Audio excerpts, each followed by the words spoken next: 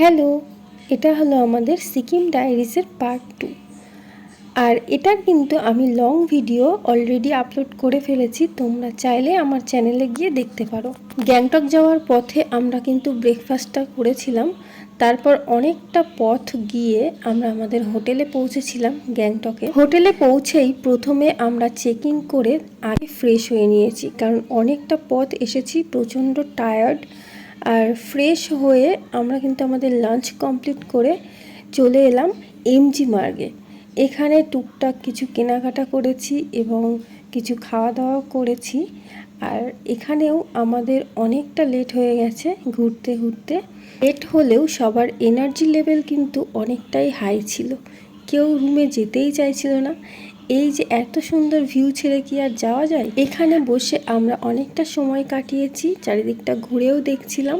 ভিউটা কিন্তু দারুণ লাগছিল।